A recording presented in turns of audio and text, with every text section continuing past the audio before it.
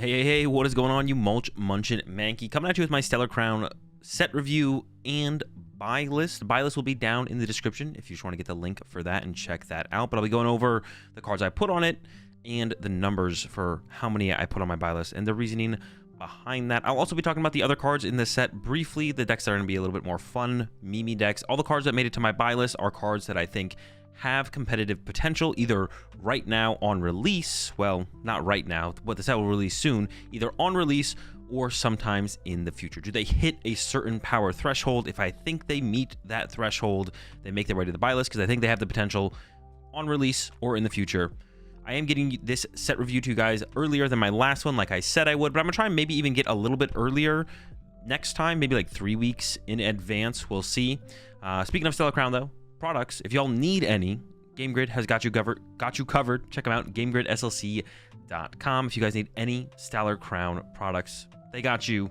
Also, a code AzulGG will get you a discount over there as well. So check it out, GameGridSLC.com. Link will be, of course, in the description as always. Okay, so let's get into it. The first card that we're going to talk about here is the Ledian, and it did make its way onto my buy list as a 1/1. This is the best Lediba as far as I can tell. And then the Ledian has the ability, when you play this Pokemon from your hand, to evolve one of your Pokemon during your turn. You may switch in one of your opponent's bench Pokemon with 90 HP or less remaining to the active spot. So Gust Effect through Pokemon generally is not super powerful, but I think there is some potential here with the Ledian. The main thing that comes to mind where this could maybe find a spot would be in something like a Greninja EX deck.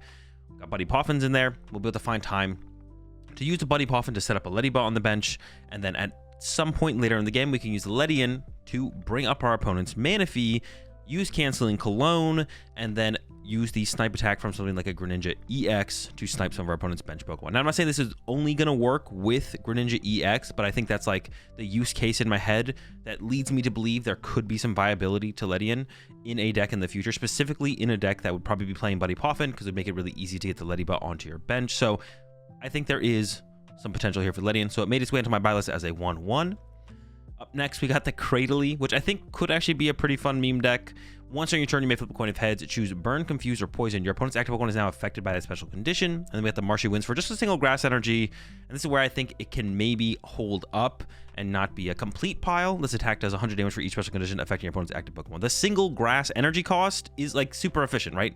You do need to set up like 2 to 3 to 4 Cradily to get those special conditions onto your opponent. Of course, you can play this with the Brute Bonnet that says as long as it has the future or ancient, capsule attached to it, your opponent's active or both active Pokemon are now poisoned. So we would poison our own Cradily, but it only has 150 HP, so it's getting knocked out pretty aggressively anyways.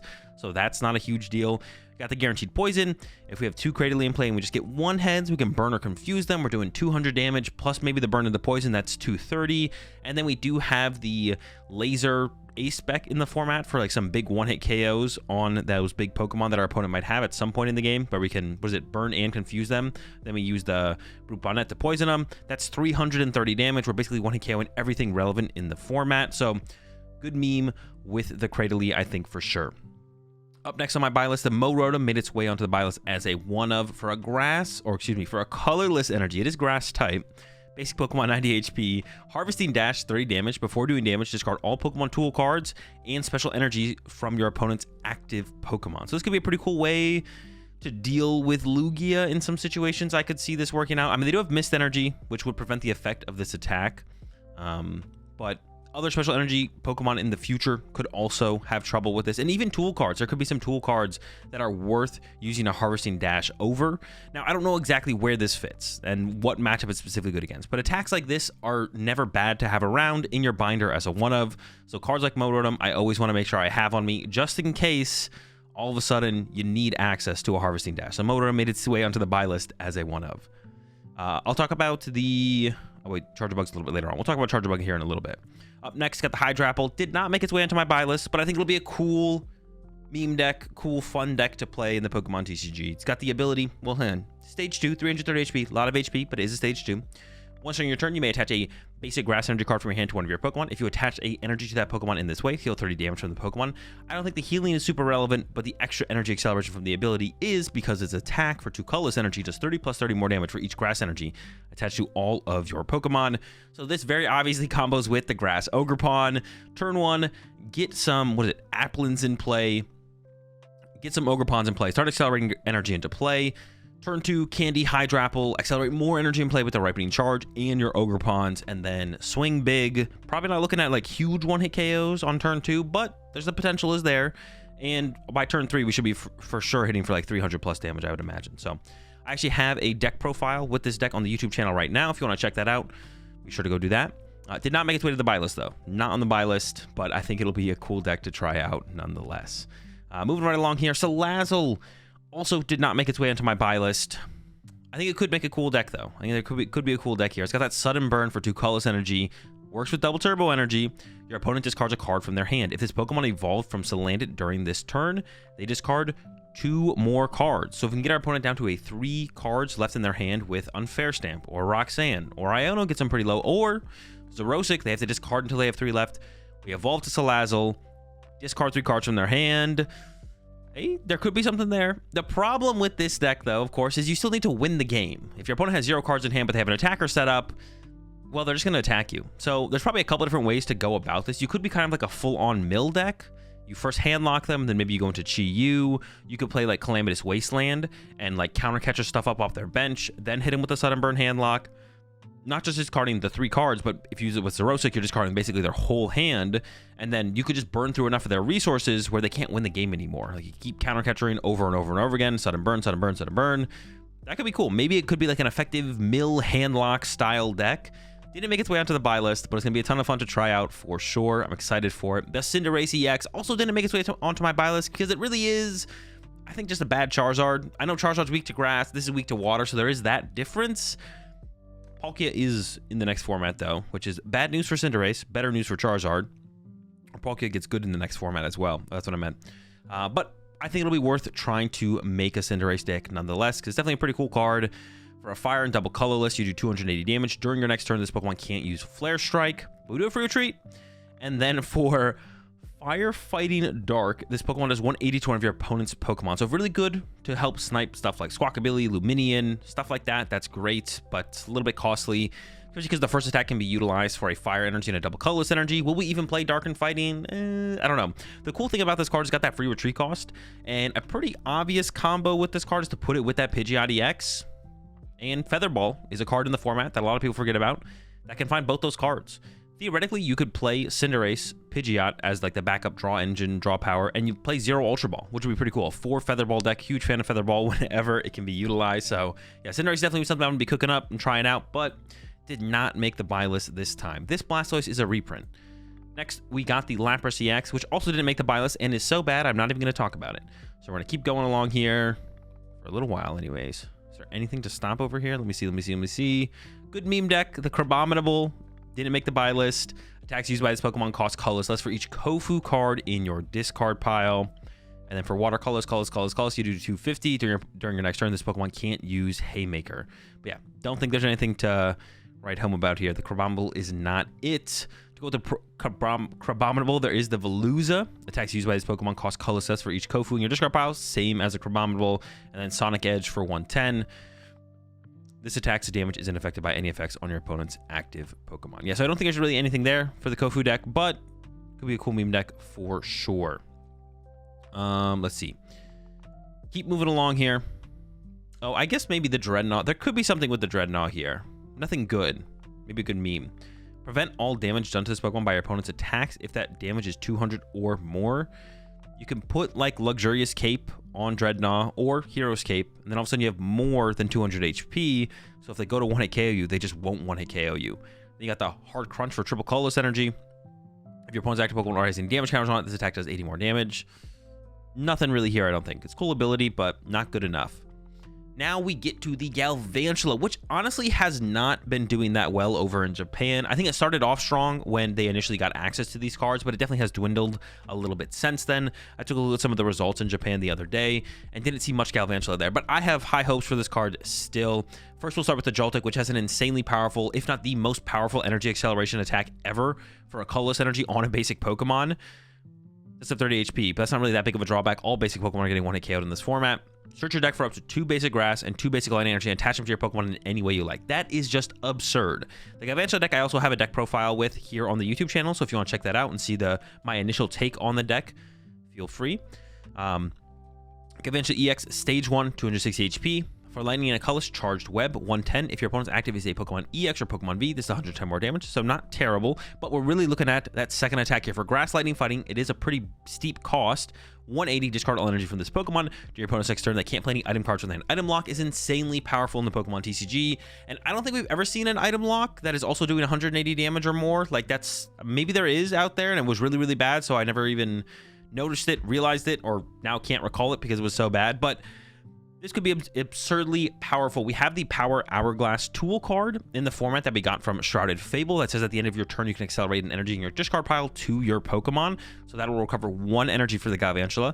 And then we have the attachment for turn, of course, manual attachment for turn. And we're also getting the Glass Trumpet in this set, which says accelerate basic energy from your discard pile to your colorless Pokemon in play as long as you have a Tera Pokemon in play. And we have Blissey EX in the format, which is a colorless Pokemon that not only can hold energy for us, but also its ability moves energy from itself to another Pokemon. So not actually from itself, it just moves the basic energy from one point to another. So you can move it from itself or from a Galvantula to a Galvantula, a B-Barrel to a Galvantula, whatever. So that's how we could chain the item lock attack here with the Galvantula. I think there's a lot of potential for this card. Made its way onto the buy list as a 4/4 for Joltik and for Galvantula. Charjabug here I'll mention real fast. Did not make its way to the buy list, but parallel lineup, search your deck for up to 3 Charjabug and put them onto your bench. Then shuffle your deck for a single lightning energy. We've seen this attack before on Frogadier in the past. More recently, we've seen it on the Curlia. It's always been a strong attack for both those decks. It was a go-to inclusion. The Frogadier, all the Frogadiers had it, but for the Gardevoir deck, you wanted the Refinement Curlia, so we only played 1 of the Curlia, but super powerful nonetheless. Seen it here with the Charjabug. This Vikavolt is nothing special, but there's a Vikavolt from a couple sets ago that says for 2 lightning energy, it does like 80 damage for each Charjabug you have in play. So theoretically, maybe it's even 80 plus 80. I think it can hit for like 300 with just like 3 Charjabug in play, or over 300. It can hit pretty hard. So there's some potential there for a cool deck. I don't think it'll be great, but still cool. So yeah, the Charjabug brings that deck to life. I'm going to go ahead and move along here. The next card to talk about... Oh, I guess I could talk about the Driftblim real fast. I think it'll go... Oh, wait. Hang on. I almost passed the Slowking. Slowking did not make its way to my buy list, but I think it is a pretty cool card.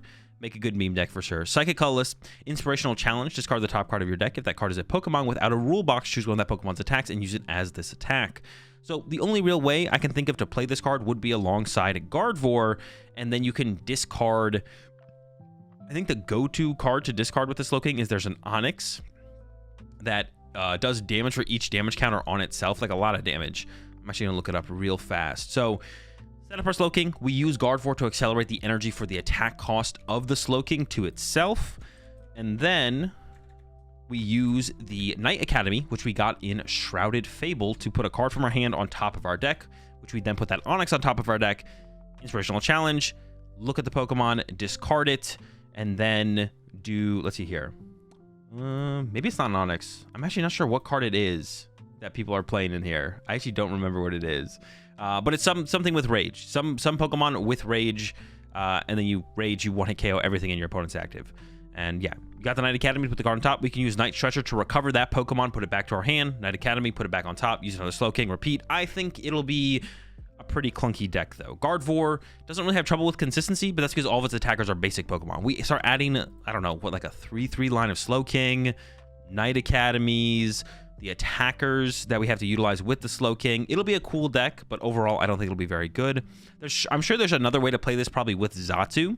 And Xatu can be our form of energy acceleration to get to that psychic colorless energy cost. In that case, I'm not sure what attackers would be best to utilize with the Slowking. I'm sure there's some good meme ideas out there that'd be fun to play, but the way that I'm aware of that would be most powerful to use this deck would be the Slowking in a Gardevoir EX deck. Did not make its way to the buy list. Driftblim, everyone explode now. For a Psychic Energy, this attack does 50 damage for each Drifloon and Drifblim you have in play. So we're looking at like 200 damage there. For only a Psychic Energy is not bad. This attack also does 30 damage to each of your Drifloon and Drifblim in play. So we also do 30 damage to each of our Drifloon and Drifblim. Now we could combo this with the Drifloon that does 30 damage for each damage counter on it, but that one does require 2 energy. And if our Drifloon is going to be getting knocked out every single turn, which it probably will because it only has 130 HP, it'll be hard for us to build up energy on our Drifloon, so we'll probably have to combo this with Xatu. And then on top of that, we could also play something like the Relicanth that allows our evolution Pokemon to use previous evolution's attacks. So you can sit there with a bunch of Drifblims in play, punching your own Drifblims, and then for a bigger one-hit KO in the mid-game or late game, we can put the Relicanth in play. Relicanth gives us our Drifblim that has 130 HP access to Drifloon's attack, which means we're going to be effectively one-hit KOing basically anything. If we had built up 4 attacks worth of damage on a Drifblim on the bench, then we'd be looking at doing 360 damage, which is not bad. That's not bad, but it's a lot of moving pieces, a lot of parts moving around. Prize cards seem like a big deal for prizing Drifloons. So yeah, didn't make its way to the buy list, but good meme deck on another good meme deck on the way there for sure. Okay, up next we got this Dachsbun. This did make its way to the buy list. A 2/2 line of the Fido, this is probably the best Fido. It's got a pretty good attack here with that good smell for a colorless energy. Search your deck for a basic Pokemon and put it onto your bench. Yeah, not bad. The Dachsbun. When you play this Pokemon from your hand to evolve one of your Pokemon during your turn, you may heal all damage from each of your evolution Pokemon. If you do, discard all energy from that Pokemon that were healed in this way. So I definitely think there's potential for this Dachsbun in some kind of tank deck, stall deck, wall deck, control deck. My first thought when I saw this was, hey, this heals Pidgeotty X. You can put Pidgeotty X in your active, put a cape on it, a hero's cape. You got 380 HP, and then you pass. And your opponent punches you, and then you evolve to Dachsbun, heal it, Turo up your Dachsbun, put the Fido back down. Maybe some kind of like control style deck where we're like playing counter catchers to like trap something else in the active. I don't know. I haven't really worked out how to utilize this card. I just think the ability is really good. So it made its way onto my buy list as a 2/2 with the Fido and the Dachsbun. Up next, what do we got? What do we got up next? I mean, we're scrolling a little bit here. Metacham's not worth talking about. Honestly, was there any fighting Pokemon? I don't know if there's any fighting Pokemon that are worth talking about. Oh, the Garganacl is kind of cool. Its ability says can't be affected by any special conditions, which is whatever. For fighting double colors, 170 during your opponent's next turn, this Pokemon takes 60 less damage from attacks. There's another Garganacl from a set or two ago that heals 20 damage from each of our Pokemon in between turns.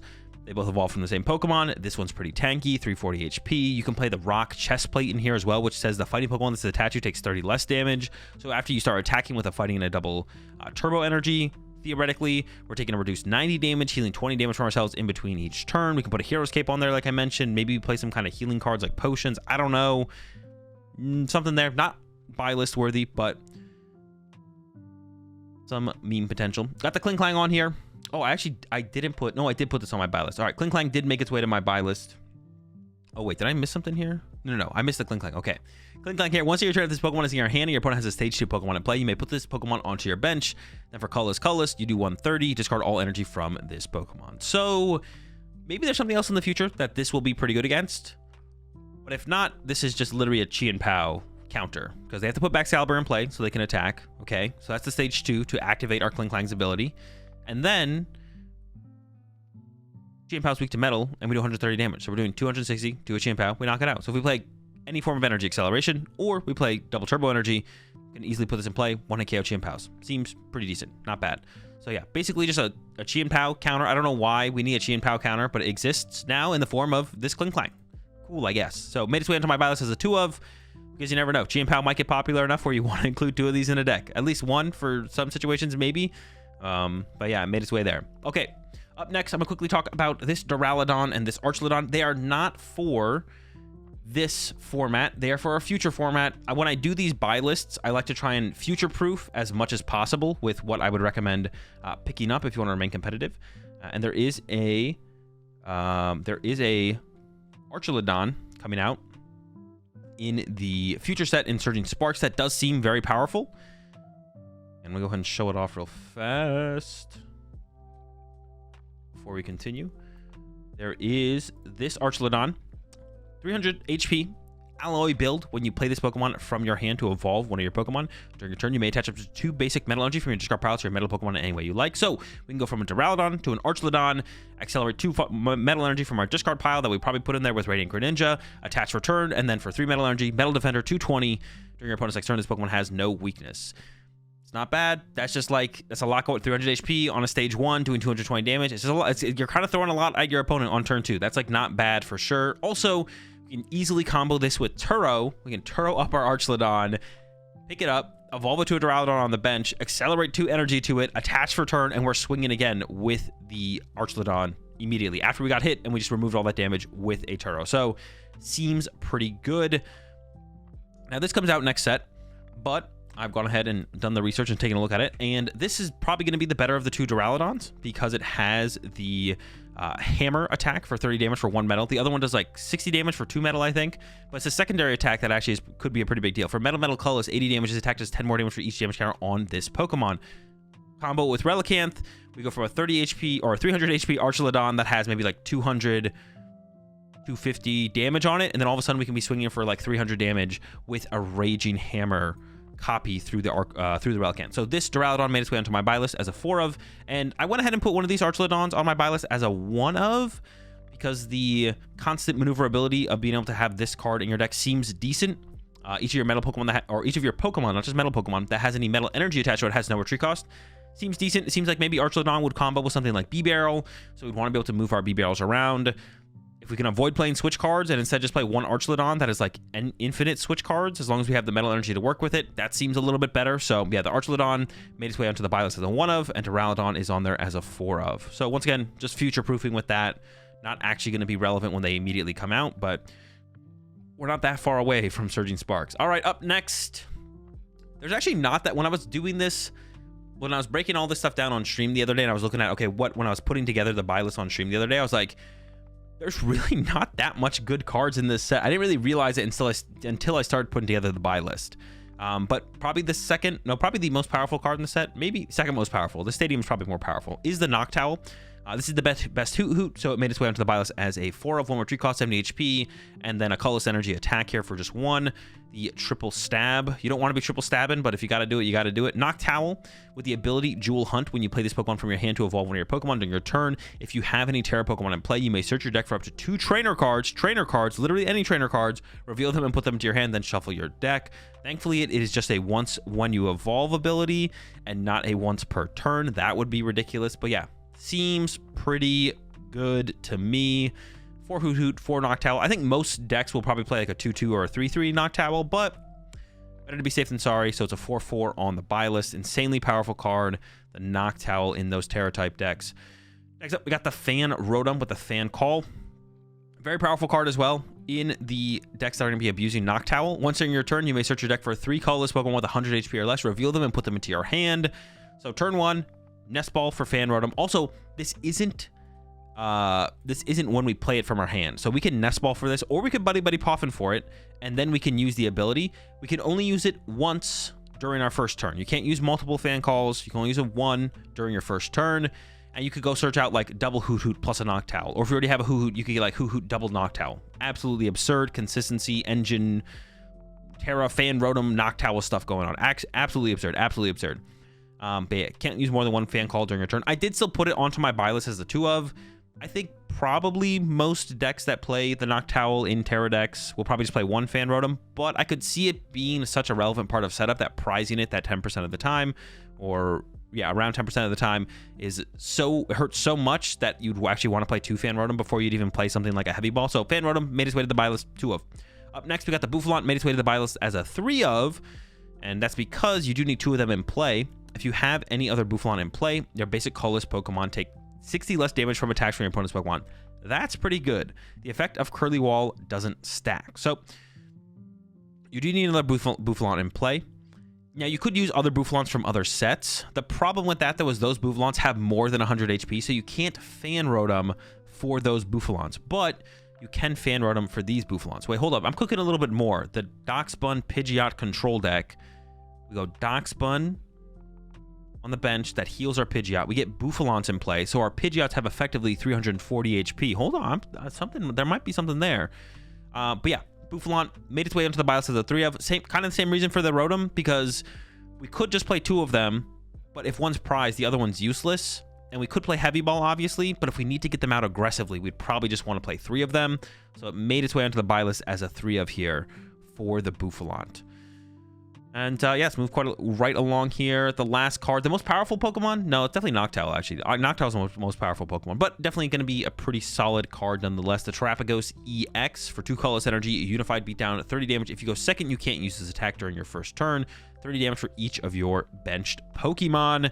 And we're going to talk about the stadium here in a little bit, but basically you can have 8 bench Pokemon, which means you can be hitting for 240 damage for 2 colorless energy on a 230 HP. But if we get Blue Fall involved, that's effectively a 290 HP. But we could get Bravery Charm involved, so that's effectively a 340 HP basic Pokemon hitting for 240 damage. That's not bad. That's not bad. Terapagos is being played a lot as a Tera Pokemon enabler, basically, to be able to give you access to all of the Tera cards, and not so much the main attacker in every single deck, but there are definitely some Terapagos based decks as well. All right, let's get into these trainer cards here. Now, when I do trainer cards with buy lists, it's always a 4 of. If it's on the buy list, it's a 4 of. I just don't see a reason, besides A-Specs, I don't see a reason to not just get a 4 of every single. If you're going to get a trainer, get 4 of it. The Antique Cover Fossil is garbage, but the Antique Root Fossil is interesting. Now, you can play this as if it were a 60 HP colorless Pokemon. Now, you can't use it as your starting Pokemon. You still need an actual Pokemon. It can't be affected by special conditions, can't retreat, but at any time during your turn, you can discard this card from play. It has the ability Primal Roots. As long as this Pokemon is in the active spot, your opponent's basic Pokemon's attacks cost colorless more. So, if we're playing a deck with something like Irida or like Arven that can find items on the first turn of the game, we could push this into our active to try and slow down more aggressive decks. Specifically, Miraidon's Iron Hands comes to mind the most there, but there's probably some other situations against other matchups where it'd be pretty decent as well. But that's the one that comes to mind for me specifically, would be, hey, I would like to not get Iron Hands for 2 prize cards unless you find that 5th energy. And if you do that, okay, you can KO my Antique Root Fossil and get your extra prize card. So, buy list, it made it. Area 0 Under Depths also made it to buy list. Of course, the most powerful card from the set, I think by far. I don't even think it's close. Yeah, I don't even think it's close. Area 0 Under Depths. I guess maybe the one card that would shake up things a little bit more is the next one, Briar. But yeah, Area 0 Under Depths. If you have a Tera Pokemon in play, you can have 8 bench Pokemon. That's pretty good. And there's a lot more Tera Pokemon than you probably think there is. Charizard's a Tera Pokemon. Dragapult's a Tera Pokemon. Teal Mask Ogerpon's a Tera Pokemon. Water Mask Ogerpon's a Tera Pokemon. The Terapagos we just talked about is a Tera Pokemon.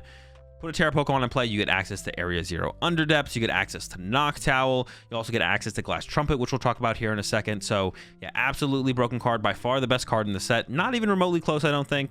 Yeah, really good. Briar, also going to be a pretty impactful card. Now, when this will be impactful in the format and the meta will be less consistent than something like Area 0, but definitely a very powerful card. You can play this card only if your opponent has exactly 2 prize cards remaining. Until the end of this turn, if your opponent's active Pokemon is knocked out by damage from one of your Tera Pokemon's attacks, take 1 more prize card. That's pretty good. Drawing more prize cards is good.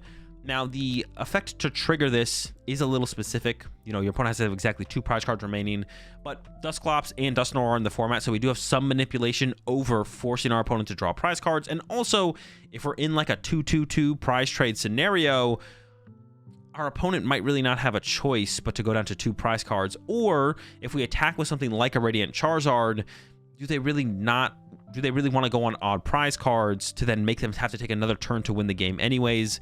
Probably not. So Briar gives us a ton of control over the tempo and the pace of the game, and comeback potential as well. So yeah, super powerful card. Really excited to see how this one interacts with the game.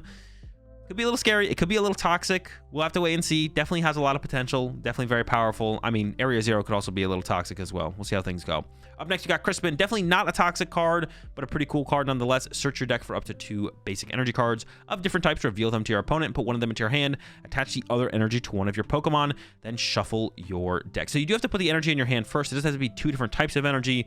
This obviously combos super well with Dragapult EX. Dragapult EX has been waiting for a card like this, I feel like, and this could be a big difference for Dragapult to actually be a consistent top-tier powerhouse deck in the format. We'll have to wait and see for sure, but the potential is definitely there. Crispin will definitely be good in other decks besides Dragapult in the future as well, but that's the main go-to, I think, on Crispin's release. The Lux Bomb.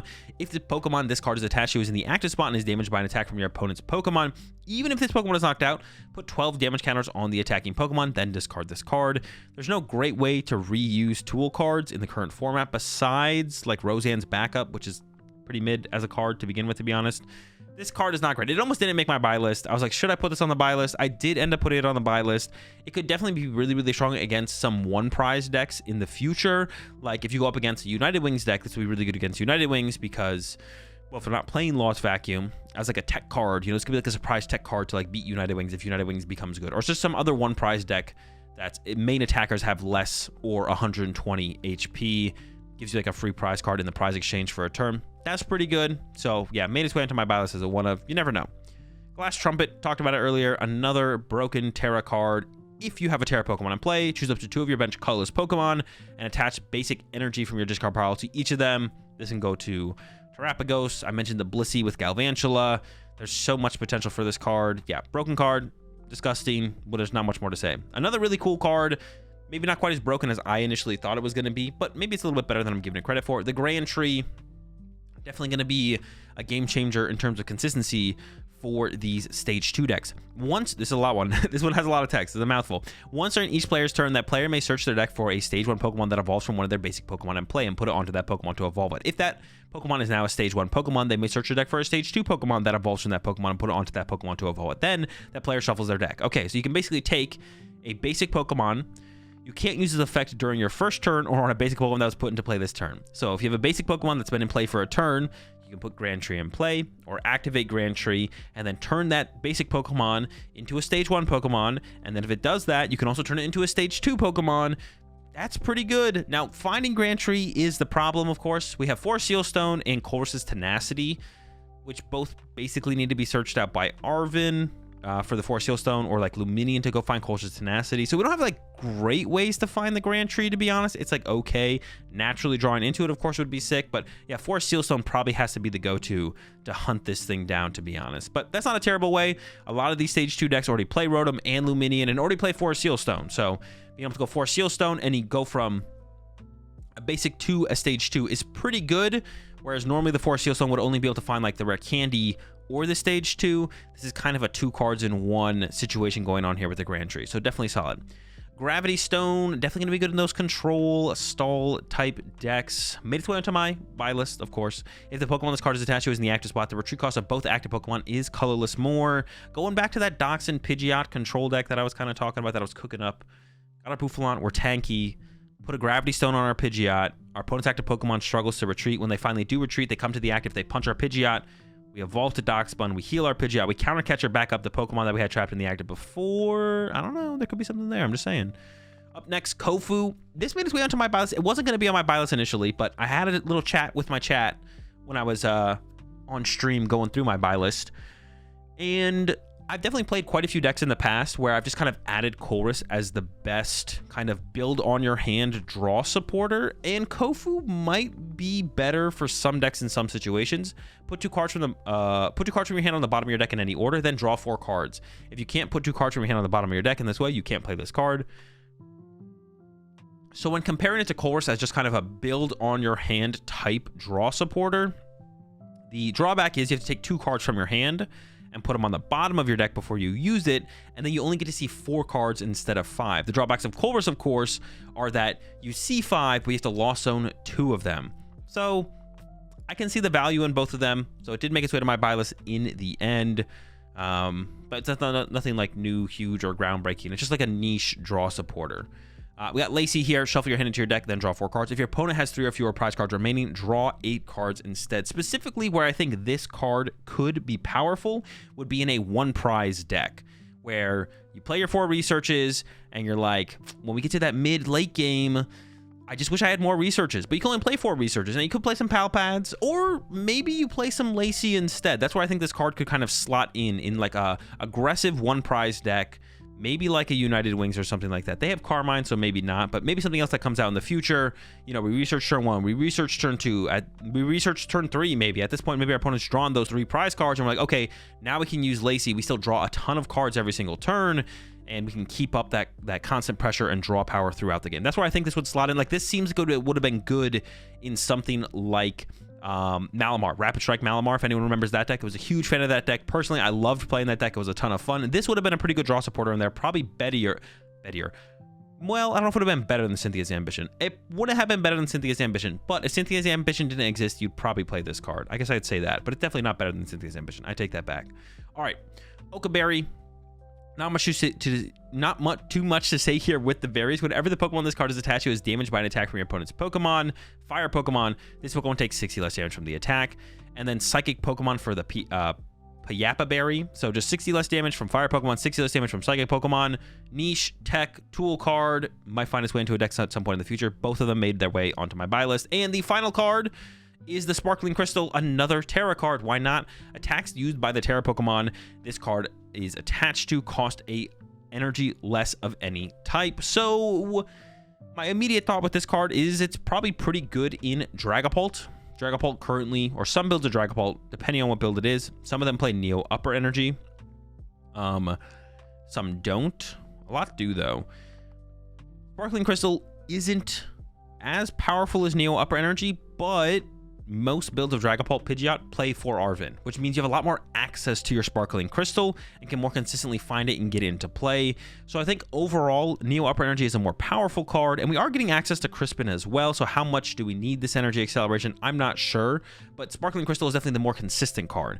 We have so much constant access to it. To find Neo Upper Energy, you have to use your Forest Seal Stone, or you have to use your Quick Search from your Pidgeot to find the Neo Upper Energy, whereas the Crystalline Sparkle just can be found with Arven, which makes it so much easier to find. Now, of course, you could say, well, you could Arven for the Forest Seal Stone, and that gets the Neo Upper Energy, but with how much access we have to tool cards in the deck through playing the Arvens, if we just naturally draw into the Sparkling Crystal or the Forest Seal Stone, then the Arven get the other, and then we can utilize them both aggressively, whereas we can't find the Neo Upper Energy that way. Or if we play 2 Arvens over 2 turns, like we go second, number 1 Arven gets Puffin plus Forest Seal Stone, draw with our Rotom. Number 2 Arven can get a Sparkling Crystal plus, I don't know, a rare candy or something, and then all of a sudden everything kind of comes together. So how much access we have to our tool cards is so high, I think it would definitely be a more consistent card to include in the deck, would be the Sparkling Crystal over the Neo Upper Energy, whereas the Neo Upper Energy is a more powerful card. Not sure, but that's the number 1 deck that I'm looking at for the Sparkling Crystal for sure. No other deck really jumps to mind for me for this one besides Dragapult. Dragapult definitely is getting some decent buffs from the set. How good will it be in the end? I'm not sure, but time will tell. And that's it. That is my Stellar Crown set review and buy list. Buy list, of course, will be in the description, like I mentioned. This is a long one. I'm out of here. Catch you on the next.